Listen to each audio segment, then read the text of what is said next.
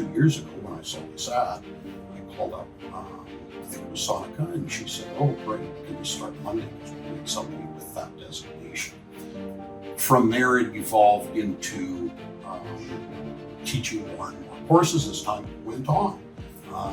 I loved teaching at BSD, and then more and more courses came up available to be instructed, and I took all, I kept taking them on, and I now teach the entire program except for a couple of the non-police related courses. Okay.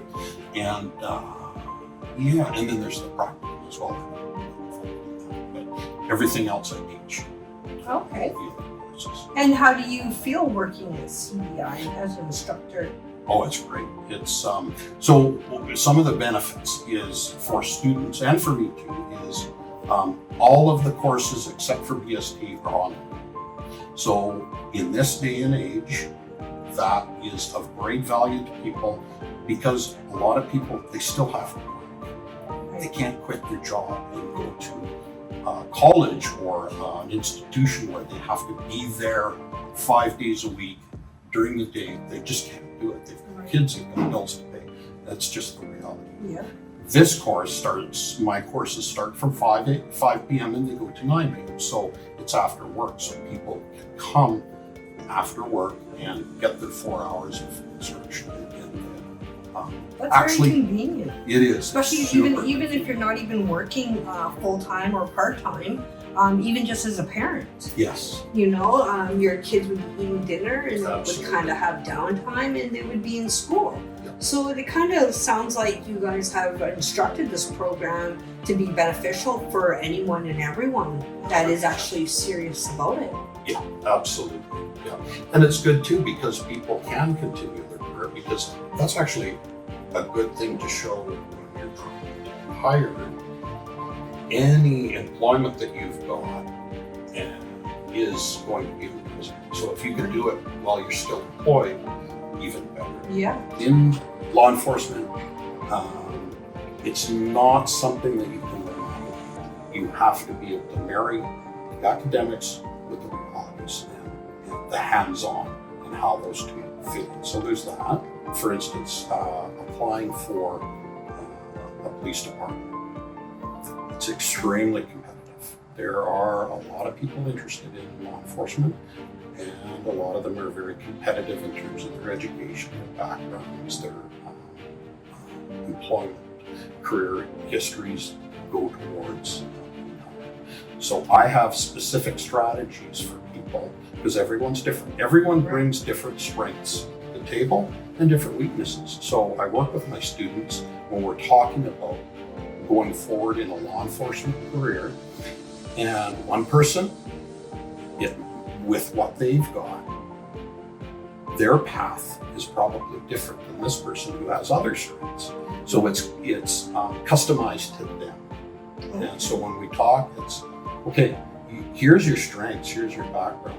I think your best bet is to go and start. You want to become a police officer, so I think you should apply for the sheriff's department and work on that because that's going to make you a stronger candidate because it's related to policing. Another gal I talked to not long ago, she worked with homeless people in a government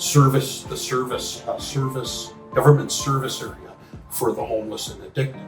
Okay. And I said, that experience that you have, you can go straight to the police department with it because that is like working for the sheriffs or corrections or probation or these other pseudo law enforcement areas. So hers is different. That's gold to a lot of hiring officers and human resources. They would look at that and go, wow, you're working with addicted people, you're working with homeless people. They know that's almost like being a cop on the street because that's a lot of your job just as a police officer these days is dealing with the homeless, dealing with The majority of the people you mental deal health and with addiction. fall under those categories. That's right. And a lot of days now, well, at least nowadays, a lot of police officers or even fire departments, all of them, they show up to scenes and they don't know how to handle the situation. and then everything just swirls out of control, right? So it's great that you cover those things, not just for yourself, but for students Yeah. and for people that are coming in just off of the street and wanting to already create their career to do something different in this world. Because to be honest, something does have to change. It does. It really does, because it's only getting worse. It's not getting better out there right now. 100%. And that brings us to another topic, which is the media. Globally and especially in North America, policing is kind of under fire right now because of so many sensational things that get on the news. And there are officers who, they shouldn't be officers, right? Just like any job. There's good ones, bad ones in between. And what I say to my students is, in this time especially, I want to communicate to you and give you the realistic picture of what it's like out there. And I want you to be this kind of officer. So we're going to talk about how you would be that kind of officer if and when you get into them. And I give them scenarios that nobody would even think of unless you've been a cop for a period of time.